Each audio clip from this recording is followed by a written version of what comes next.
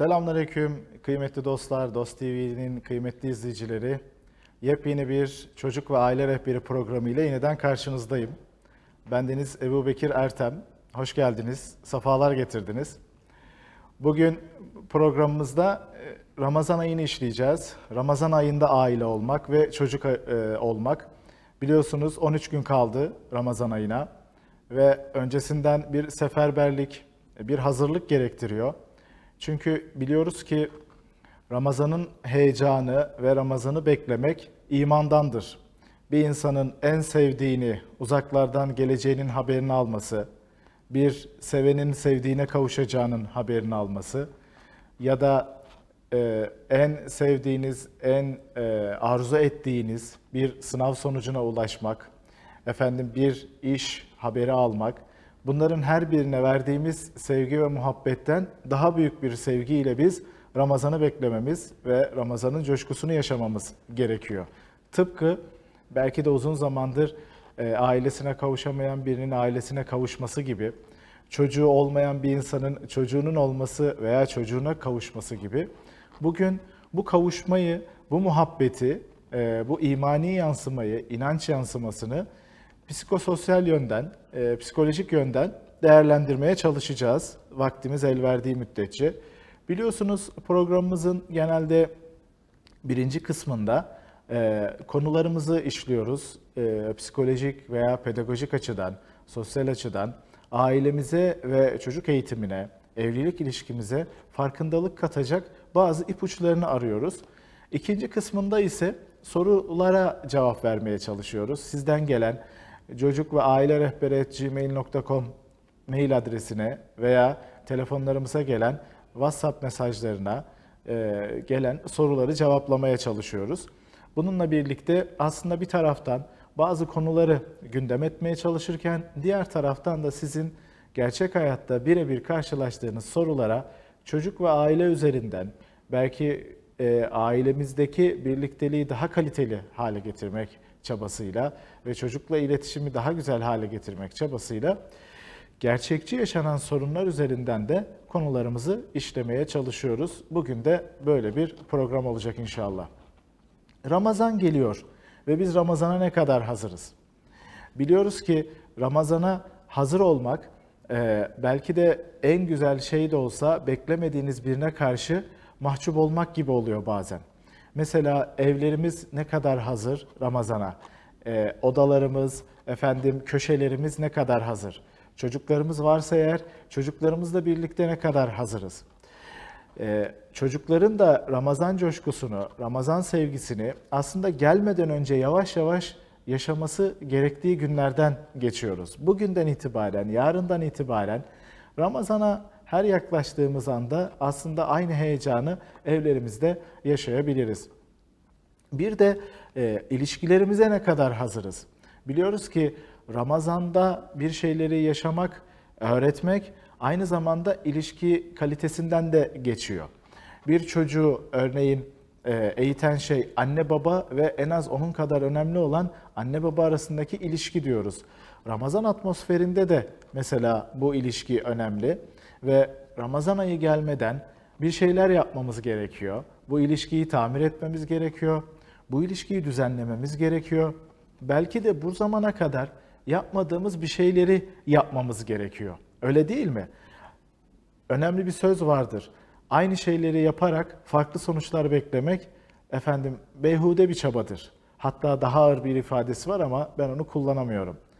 Çünkü farklı bir sonuç almak, güzel bir sonuç almak için değişik bir şeyler yapmamız gerekiyor. Ve Ramazan böyle bir yenileyici özelliği var. Nasıl ki bedenimizi oruç tutarak tırnak içerisinde açlıkla aslında yenilediğimiz modern tıp tarafından yeni yeni keşfediliyor. Bir taraftan da zevklerimizi mesela acıktığımız zaman erteliyoruz, susadığımız zaman erteliyoruz ya da bir araya gelip de böyle bir cemiyet oluşturmak istediğimizde bunu biraz daha iftardan sonrasına nasıl erteliyoruz? Yani aslında bir irade terbiyesi katıyor. Aslında insanın zevklerinden ve hazlarından vazgeçmesine vesile oluyor. Dolayısıyla ev içerisinde de biz buna ne kadar sağlıklı bir şekilde hazırlanabiliyorsak, sevgiyle ve muhabbetle hazırlanabiliyorsak, yani of başım ağrıyor, oruçluyum ben git başımdan dediğimiz zaman, of bu açlıkta beni yordu dediği zaman, Ramazan'ın aslında ne kadar rahatsız edici, ne kadar sıkıntılı bir ay olduğunu yansıtmış oluyoruz. Ama buna hazırlanırken bunun Ramazan orucunun veya Ramazan'daki ibadetin farklılığını hazırlanırken bundan ziyade bizde bir irade terbiyesine vesile olduğunu, bizde zevklerini ertelemeyi öğrettiğini, aslında biraz da vakti zamanında yaşamayı da öğrettiğini, zaman problemi olan insanların, bazı şeylere yetişemeyen insanların Ramazan'da imsak ve sahura göre hareket etmeye başlayarak aslında zamanı da bir nevi yönetmeye çalıştığını görüyoruz. Diğer taraftan sosyal muhabbeti arttırıyor. Hazır mı iftar davetiyeleri için arayacağınız dostlarınız? Haftada en az bir dost iftara davet etmek. Davetler varsa bu iftar davetlerine icabet etmek. Keşke ayda bir sahur daveti yapılabilse ve bu sahur davetleri veya olursa bunlara icabet edilse. Hepsinin tadı, lezzeti çok farklı oluyor.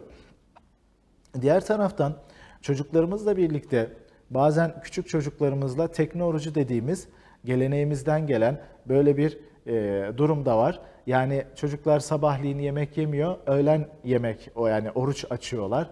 O sabahtan öğlene kadar olan dönemde tekne oruçları tutuyorlar.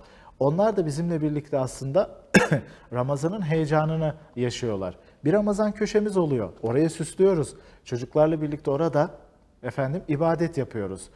Cemaatle namaz kılıyoruz. Belki de Ramazan'dan önce böyle bir alışkanlığı, iş, güç vesaire diye mazeret ederken artık Ramazan'da bunun hassasiyetine ve dikkatine daha fazla eğiliyoruz.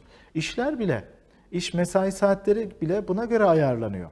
Önceden yoğunluktan belki bazen akşamları işten çıkamazken şimdi iftara yakın daha rahat aslında özellikle beyefendiler veya çalışan hanımefendiler biraz daha o Ramazan hazırlığı için zaman buluyor ve geldiği zaman iftariyelikler hazırlanıyor. Sonrasında da cemaatle bir akşam namazı ve bir Ramazan köşesinde Ramazan'ı eda etmiş oluyoruz. İşte böyle bir güzellikle biz Ramazan'ı bekliyoruz, karşılamaya çalışıyoruz ve bu karşılama sürecinde de bu hazırlıkların her biri bizi Ramazan'a karşı muhabbeti ve inancı ve isteği arttırmış oluyor. Şimdi bir ara vereceğiz. Ondan sonra Ramazan'la ilgili birkaç cümle daha kurup sorularınıza geçmiş olacağız inşallah. Kıymetli dostlar, Ramazan ve Ramazan psikolojisi ile alakalı konuşmamızı devam ettiriyoruz. Dedik ki Ramazan ayına 13 gün kaldı ve bir yerlerden Ramazan ayına psikolojik olarak da ailemizi ve çocuklarımızı hazırlamamız gerekiyor. Bireysel olarak da bir arınma ayı Ramazan. Yani insanın kendi içerisinde tabii manevi olarak tövbelerini bol bol yapıp hem Ramazan'a girerken hem de Ramazan boyunca yeni pozitif alışkanlıklar geliştirmesi için ve eski negatif alışkanlıklarını, belki günahlarını, belki israflarını bırakması gereken bir ay Ramazan ayı. Dolayısıyla bir arınma vesilesi, bir yerden başlamak istiyoruz diyoruz ya bazen düzeltmek için. Ramazan ayı da böyle bir şey. Nereden başlayabiliriz? Öncelikle hayatımızda var olan etkileşim alanlarımızı gözden geçirip birazcık azaltmamız gerekiyor. Kendimizi öncelikle birazcık yavaşlatmamız gerekiyor. Zaman israfına neden olan, merak israfına neden olan ve dikkat israfına neden olan 3 tane önemli cümleyi not alıp zaman israfına neden olan, merak israfına neden olan ve dikkat israfına neden olan konular neyse, bu belki bir ekrandır, belki bir internettir, belki bir sosyal medyadır veya oradaki etkileşimlerdir. Diyoruz ya, insan eskiden 5 tane arkadaşının ortalamasıdır derdik. Şimdi sosyal medyada takip ettiği 5 tane kimse artık uzman ya da kişinin ortalaması oluyor fikirleri, düşünceleri, ahlakı ve bazen davranışları. O sebeple Buna yavaşlamak diye bir tane daha özellik ekleyerek bireysel arınmada biraz sadeleşmemiz gerekiyor. Yani ne kadar merak ettiğimiz şeyler var, zaman ayırdığımız şeyler var. Bunların hangisi öncelikli, hangisini ertelemem lazım? Çok önemli bir şey de olabilir. Belki bir dil eğitimi alıyorsunuzdur. Belki bir ekstra kendinizi geliştirmek için bir eğitim alıyorsunuzdur ama o yoğunluk senin hayatını hızlandırıyorsa onu bir kenara bırakman gerekiyor. Etkileşim içerisinde olduğun eşin var, ona zaman ayıramıyorsun. Artık Ramazan'a girerken ona daha fazla zaman ayırmaya çalışman. İş var, güç var. Hayır, aslında insanların unutmamak lazım ki öncelikleri var. Ne kadar işimiz, gücümüz de olsa mutlaka en önemli işlerimizden birisi eşimiz ve ailemiz. Bu ilk etapta bahsetmiş olduğum merak israfına, zaman israfına, dikkat israfına neden olan şeyleri şöyle bir azalttığında aslında eşine ve çocuklarına da zamanın yettiğini ve onlara da ne kadar çok zaman kaldığını hatta göreceksin. Bir diğeri ise öğrenmeye yönelik. Tabii ki manevi kazanımlarımızı geliştirirken psikolojik ve aile üzerine de öğrenmeye yönelik okumalar, izlemeler veya dinlemeler yapmamız gerekiyor. Hangisine müsaitsek. Çünkü biz kelimelerle düşünüyoruz ve kelimelerle konuşuyoruz. Eğer yeni kelimelerle, yeni kavramlarla karşılaşamazsak o zaman modeli geçmiş, eskide kalmış kelimelerle düşünüyoruz. Geçenlerde bir beyefendiyle karşılaşmıştım. Ayaküstü ama dedi, ya dedi 20 yıllık evliyim, eşimle dedi son zamanlarda çok ciddi problemlerim var. Eşim bana diyor ki sen hep aynısın, hiç değişmiyorsun, kendini geliştirmiyorsun. Biraz değişmen ve geliştirmen lazım. Ben de ona diyorum ki ya biz 20 yıl oldu evleneli. İşte 17-18 yaşlarında 2 tane çocuğumuz var. Ben aynı benim. Yani eskiden neysem oyum. Ben de şöyle bir baktım dedim ki yani ayaküstü zaten çok ayrıntılı bir şey de söylenecek bir ortam değil. Ağzından çıkanı kulağın duyuyor mu dedim. Yani 20 yıl önceki hangi varlık, 20 yıl önceki hangi varlık bugün hala aynı şekilde devam ediyor? 20 yıl önceki kıyafetin, elbisen, sen bile değiştin. Belki saçların ağardı, efendim, belki artık organların ağırlaştı, yoruldu. Çevrende efendim internet çıktı, telefonlar değişti. 20 yıl önce belki çoğu yerde mesela doğalgaz yoktu. Artık biraz daha yaşam kalitesi, kolaylığı arttı. Dolayısıyla sen hala 20 yıl önceki kavramlarla emin misin dedim. Düşündü. Vakit yoktu. Ne anladı, ne düşündü bilmiyorum. Evet, kelimelere, izlemelere, konuşmalara ve okumalara ihtiyacımız var. Şunu unutmamak lazım. Fıtrat bunlara yatkın. Sen istediğin kadar ben böyle geldim, böyle giderim de. Seni yaratan Allah böyle yaratmadı. Sen öğrenmeye açıksın, gelişime açıksın. Yeter ki Bismillah deyip Ramazan'ın vesilesiyle, Kur'an ayının vesilesiyle başla. Zamanını dikkatli kullan, dikkatini dikkatli kullan ve merakını dikkatli kullan. Biraz yavaşla, biraz sadeleş, ekstra arkadaşlarınla geçirdiğin vakitleri gözden geçir.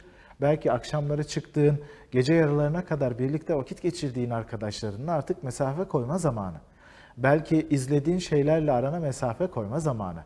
1 yıl sonrasına, 5 yıl sonrasına, 20 yıl sonrasına işine yaramayacak oradaki bilgiler ve konuşmalar, belki Allah muhafaza dedikodular, boş işler.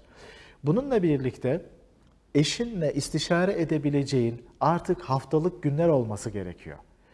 Varsa çocuklarınla birlikte de aile toplantısı diyoruz. Yoksa yeni evliysen eşinle en azından haftada bir gün oturup eğer ki hiçbir birliktelik olacak, yani birlikte konuşacak, sohbet edecek vaktin yoksa birlikte oturup konuşabileceğin bir vakit belirle.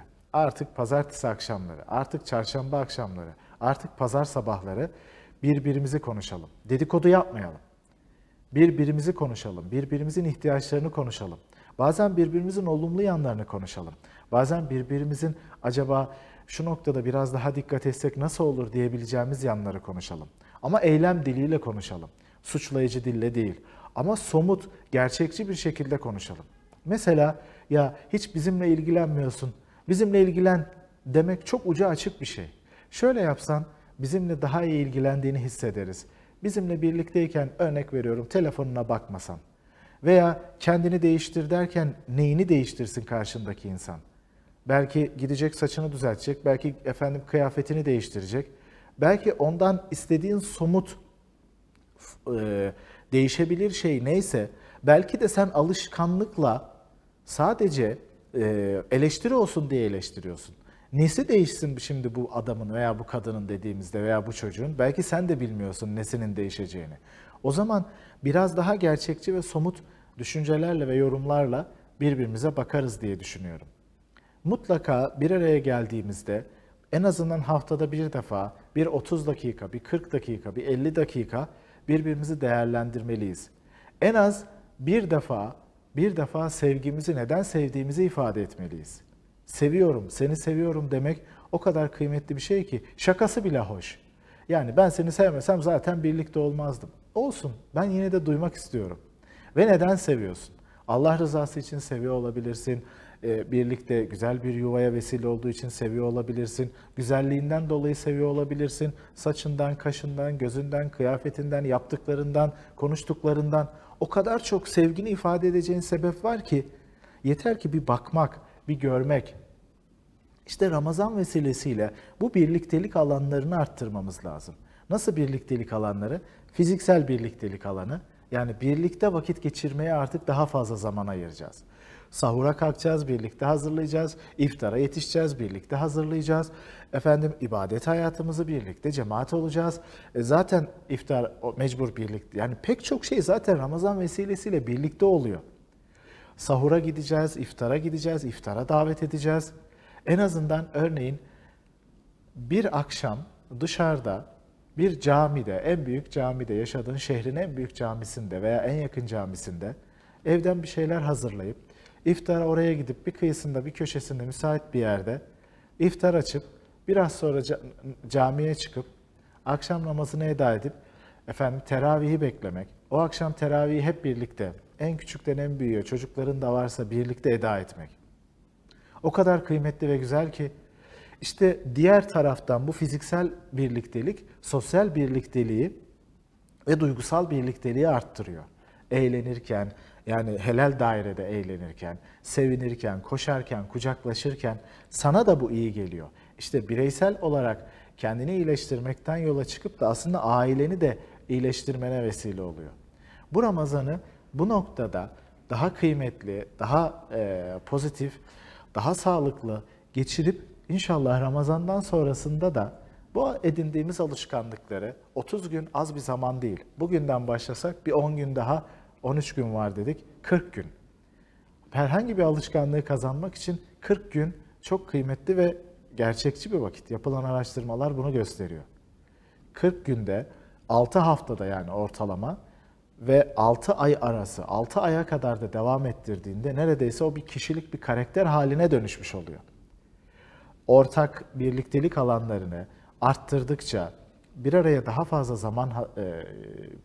daha fazla zaman geçirmeye başladıkça, mesai saatini ona göre düzenledikçe, öyle gece yarılarına kadar oturarak değil, istirahat zamanında istirahatini vaktinde yaparak, sağlıklı bir zeminde, birliktelik zamanında da gündüz uyumak yerine birlikte zaman ayırarak. Şimdi gelen sorular var. Bu sorularla birlikte programımıza soru cevap kısmından devam edeceğiz. Allah nasip ederse önümüzdeki hafta Ramazan'la alakalı, daha oruçla alakalı, ailemize ve çocuklarımıza yansıyan kısmını tekrar konuşacağız. Ama birkaç tane daha somut hayatın içinden gelen sorulara cevap verelim istiyorum. Merhaba hocam, 3 çocuk annesiyim. Sorum şu ki eşime karşı çocuklar çok çekiniyor. Tatil veya hafta sonu geldiğinde üzülüyorlar. Çünkü babaları evde oluyor. Ne yapmalıyız, ne önerirsiniz? Semiha Hanım bu soruyu göndermiş. Aslında birlikte yaşamı paylaşmak, birlikte daha fazla pozitif zaman geçirmek, birbirimizi sevmek ve buna şahit olması çocukların bizden kesinlikle soğumalarına veya bizi istememelerine neden olmuyor. Ailede sıkıntılı, sorunlu, birlikte geçirilen zaman azsa, eleştiri, habire bir şey göstermek, bir şeye yönlendirmek, bir şeyi düzeltmek dediğimiz daha fazla karışma, kıyaslama, küçümseme varsa maalesef o evde insanlar çok da fazla istenmez insan oluyor. İsterse anne olsun, baba olsun. Bazen insan karı koca arasında da oluyor. Ben çok duyardım önceleri. Aman emekli olmasın, emekli olup her gün evde olacak, yandık vesaire diye. Çalışsın da gitsin yeter ki evden diye. Niye? Çünkü sevgi ve muhabbetin azaldığı yerler. Ne yapabiliriz? Daha fazla birbirimize vakit ayırıp, daha fazla sevişmek, sevmek için, sevgi ve muhabbet sunmak için farkındalığımızı geliştirmeliyiz. Daha fazla örneğin bu programları yaygınlaştırmalıyız. Birlikte bu programları izlemeliyiz. Benzer programları. Yoksa kendimizi bazen insanlar ekranı kaldırıyorlar veya interneti kısıtlıyorlar. Ne yapacağız hocam diyorlar. Oturup yine dedikodu yapıyoruz diyorlar. Kelimeler yok ki. Neyi konuşacağını bilemiyor. Dolayısıyla önce eşinizle yaşamı siz daha kaliteli paylaşmaya, bilemiyorsanız belki dediğim şekilde kendinizi geliştirmeye çalışırsanız bu muhabbetli hal ve dil çocuklarınıza da yansır. O zaman aranan, işe gitmemesi gereken, işe gideceği zaman çabucak dönülmesi gereken, hasretle beklenen, önce siz eşinizi tabii, daha sonra da çocuklar sevgili eşinizi, beyefendiyi bekler. Bir başka soru, Zerrin Hanım, merhaba hocam. Kocam telefonla çok meşgul, ne yaptığını da göstermek istemiyor. Ben sorunca güvenmiyor musun bana diyor. Ben senin telefonuna bakıyor muyum? Çok ayıp diyor. Ama ben artık vakit geçirmek istediğimde beni geçiştirip yine telefonla meşgul oluyor. Aklı oradaki bildirimlerde, ne yapmalıyım? Çok yoruldum. Evet, telefonla belli bir zamandan fazla vakit geçirdiğimizde bir süre sonra artık telefon bizim bir organımız oluyor. Elimiz gibi, kulağımız gibi, burnumuz gibi. Yani bir insanın kulağını bir kenara bırak, gözünü bir kenara bırak demesi gibi acı verici oluyor. Demek ki ortada bir bağımlılık var. Ve dolayısıyla eşinize bir şekilde bu bağımlılığın dışında daha ciddi, daha net, daha vurgulu hitap etmemiz gerekiyor. Yani burada bırak şu telefonu, yeter artık bıktım senden gibi çatışmacı bir iletişim yerine müsait, muhabbetli bir anında şu an belki telefonla meşgul olmadığı, şu an yemek yediği, şu an ibadet hayatı varsa işte ibadet hayatından çıktığı bir anda örneğin namaz kılıyordu, namaz bitti. Yanına yaklaşıp elini tutarak, diyelim ki işten geldi, yorulmuş, üstünü değiştirmiş, oturuyor. O an öyle oturuyor. Yani herhangi bir telefonla ve ekranla meşguliyeti yok. Yatacak diyelim, istirahate çekilecek. O an baktınız ki çok güzel bir muhabbet edilecek, sakin ve durağan bir an var. Orada yaklaşıp birlikte vakit geçirdiğimiz zamanlar çok kısa, çok az. Ben seni özlüyorum, seninle konuşmayı özlüyorum, sohbet etmeyi özlüyorum diye kendisine talep edebiliriz. Ama telefonun, eşlerin birbirine bakması, birbirinin telefonunu merak etmesi normaldir. Biz şeffaflıktan bahsederiz. Eşlerin birbirinin telefonunun işte şifresini, açılış kodu varsa ekran kodu ayarı veya diğer sosyal araçlarımızın, mail adresimiz olur, banka hesaplarımız olur. Birbirimizin bilmesi iyidir, doğrudur diye ifade ederiz. Bu demek değildir ki ben bunu her dakika kontrol edeyim. Biliyor olmak, şeffaf olmak, şununla meşgulüm demek aslında kişinin kendisinin de yanlış ve hata yapmasının önüne geçiyor ve otokontrol sağlıyor. Diğer taraftan da bu hayattaki en pahalı şey nedir? En pahalı. Ne kadar para verirsen ver bulamayacağın, satın alamayacağın, ister altın deyin, ister mücevher deyin, ondan da pahalı. Güven, güven efendim. Güveni sağlıyor.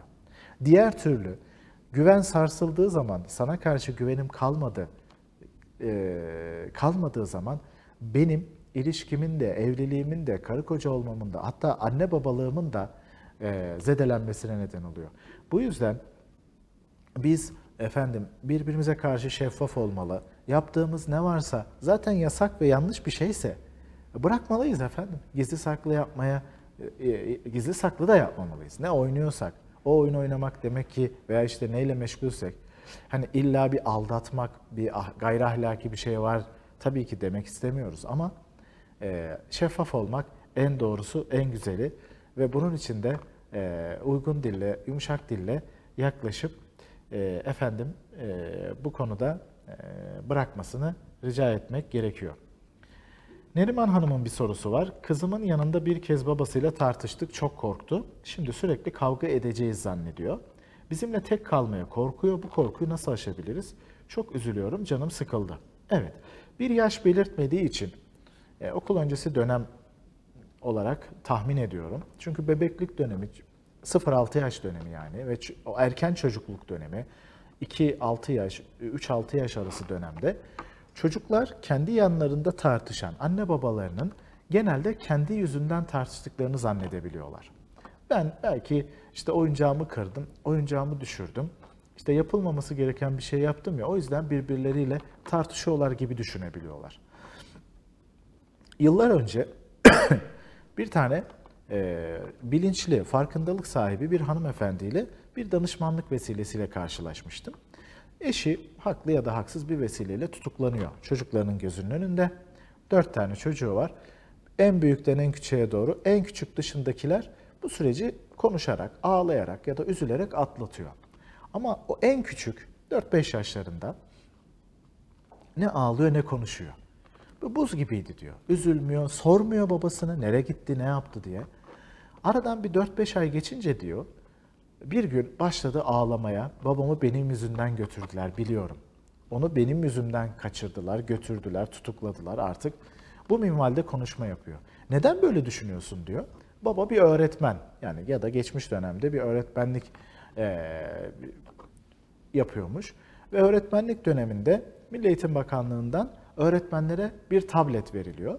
Ve o tableti eline alıp kurcalarken babası diyor ki o tablet bize ait değil, dikkat et, kırılırsa bizden ceza uygularlar, işte onun parasını alırlar vesaire diye çocuğunu uyarıyor. Ben diyor o tablete diyor dokundum ya diyor, ben o tabletle oynadım ya diyor, o yüzden diyor babamı diyor götürdüler diyor. Yani çocuklar erken çocukluk döneminde genelde böyle üstlenmeye yatkın varlıklar. Dolayısıyla bu tarz tartışmalar yaşarsak, sesler yükselirse hemen gidip çocuğumuza sarılıp seninle alakası yok yavrum, seni çok seviyoruz. Biz bir konuda anlaşamadık babanla, annenle ve şimdi anlaştık, konuştuk, çözüldü. Sen bizim bir tanemizsin.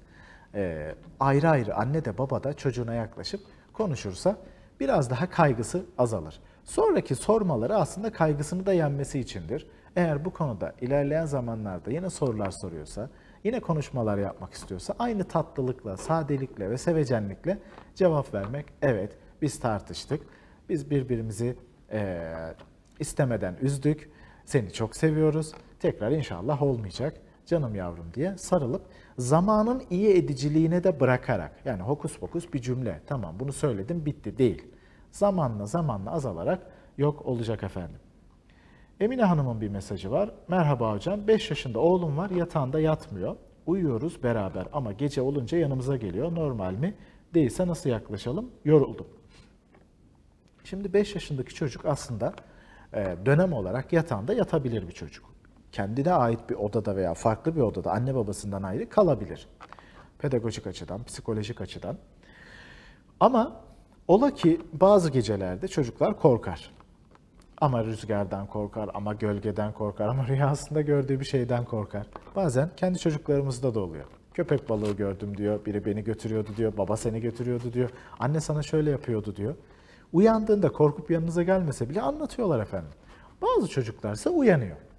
O yattığı yerden ağlıyor veya bağırıyor. Bazı çocuklar yatağa geliyor. Biz ebeveyn olarak yatağımıza gelen veya ağlayıp bağırıp bizi çağıran çocuğumuzun yanına gitmemiz gerekiyor. Yanımıza geliyorsa, yanımıza gece geliyor diyor Emine Hanım. Elinden tutacağız. Korkuyor mu? Bir kaygı var muhtemelen. Ne yaşıyor? Ona saygı duyarak, küçümsemeden, aşağılamadan, kızmadan, yeter artık, yoruldum, benim canım yok mu, ne biçim erkeksin, erkek adam korkar mı, kız korkar mı vesaire. Hayır. Elinden tutup tamam sorun yok. Aslında bu tarz durumlarda babayı tavsiye ediyorum ben. Keşke baba uyansa. Çünkü baba daha kavvam olduğu için onun korkusunu aşmasına daha yardımcı olabiliyor. Yavrum diyor, hemen sarılıyor ya da hemen yanına gidip elini tutup yüzünü okşayıp yanındayım, merak etme, sen uyuyana kadar yanında dururum diyor. Çocuk çok titrer vaziyetteyse, korku çok yüksek, ve sana sarılmış, neredeyse tırnaklarını tabiri caizse geçirecek gibi yapışmış, korkuyorsa o zaman yanında da yatılabilir veya o odada yerde veya bir çekyatta bir koltukta da yatılabilir. 2-3-4 gün olabilir. Sonra yavaş yavaş korku azaldığında tekrar odanıza geçirebilirsiniz. Emine Hanım, sizde bu korku kesinlikle aşırı normal. Normal değil, aşırı normal. Ve buradaki yaklaşımımız yanımıza geldikçe gece 50 defa da gelse, 25 defa da gelse, 5 defa da gelse aynen bu şekilde yaklaşmak gerekiyor. Bu günler çok çabuk geçiyor. Çok çabuk geçiyor. Biraz daha böyle büyük çocuğu olanlara bir sorun efendim. Bu günler çok çabuk geçiyor. Tatlı bir hatıra olarak kalıyor ve his olarak kalıyor. Siz olumlu yaklaştıkça Allah'ın izniyle bu da kalıcı bir durum oluşturmayacak. Bir başka soru. Hocam selamünaleyküm. Ani kardeş ölümü, aniden kardeş ölümü 5 yaşa nasıl ve ne zaman anlatılmalı? Kardeşi şu an çok hasta, her şey olabilir. Evet. Erken çocukluk döneminde, yani 0-6 yaş dönemindeki özellikle 4-5-6 yaş dönemi veya biraz daha algısı açıksa 3 yaş döneminde vefat haberlerini sonraki dönemlerde de aslında aynı direkt vermemiz gerekiyor. Bu kuş vefatı olur, efendim bir evcil hayvan vefatı olur, anneanne, babaanne, dede vefatı olur, efendim kardeş vefatı olur. Niye? Çocuk ne kadar bağlıysa bir miktar yetişkin gibi bir yas yaşar, üzülür, ağlar, onu istiyorum der. Bu eğer ki soyut somut dönemini henüz daha ayrışma dönemi oluşmamış bir çocuksa o zaman birkaç somut açıklama yaparak kardeşin vefat etti, bir daha gelmeyecek. İnşallah cennete gitti. Orası güzel bir yer. İnşallah ileride biz de gittiğimizde onu göreceğiz. Sonrasında ağlıyor ama ağlayacak efendim. Üzülüyor ama üzülecek. Söylemesek ileride siz yasınızı yaşayacaksınız. Bir hafta, 2 hafta, 30, 40'ı çıkacak. Bir şekilde öğrenecek. Gelmiyor. Soracak. Bir gün diyeceksiniz ki vefat etti. Sen gündelik hayatına başlamışsın. O çocuk kardeşiniz yeni kaybetmiş gibi sıfırdan bir yas süreci yaşayacak. Kolay olmayacak. Dolayısıyla insan doğal bir kayba yatkın ve o yası kaldırabilecek psikolojiye sahiptir. Yani ondan koruyayım vesaire değil, onunla baş edebilir. Yeter ki yanında kısa açıklamalar yaptıktan sonra yine de Allah şifa versin. İnşallah şifa bulur efendim evladınız. Ama böyle durumlarda efendim balığı vefat ediyor çocuklarımızın, kuşu vefat ediyor, kedisi vefat ediyor. Vefat etti, inşallah cennete gitti. Gösterilmeli mi? Yani erken çocukluk döneminde ölü gösterilmese iyi olur. Bir kısım çocuklar korkabiliyor, çok ciddi travmalar yaşayabiliyor. Bir kısım da normal karşılayabiliyor. Biraz kültürel bir süreç bu. Ama ben şimdilik kısaca belki ileride çocuk ve ölüm konusunu konuşuruz ayrıntılı efendim. Bir başka soruya geçiyoruz. Hocam oğlum bana vuruyor. Ne yapmalıyım? Ben de ona vuruyorum. Şimdi vuran çocukta öncelikle neden vurduğunun kök nedenini bulmak gerekiyor. Çünkü kendi kendine çocuk vurmaz. Eğer bu küçük bir çocuksa bir kısıtlanmadan dolayı, bir engellenmeden dolayı vuruyor olabilir. Dikkat etmek gerekiyor. Acaba neden vurma davranışını gerçekleştiriyor? Vurmadan önceki süreci bir gözden geçirmek gerekiyor. Bizim ona vurmamamız gerekiyor çünkü vurmayı teyit etmiş ve onaylamış oluyoruz. Dikkat etmemiz lazım. Vurma davranışını kesinlikle vurma şeklinde cevap vererek pekiştirmememiz lazım. Evet, kıymetli dostlar, bugün bize ayrılan sürenin sonuna gelmiş bulunmaktayız. Teşekkür ederim.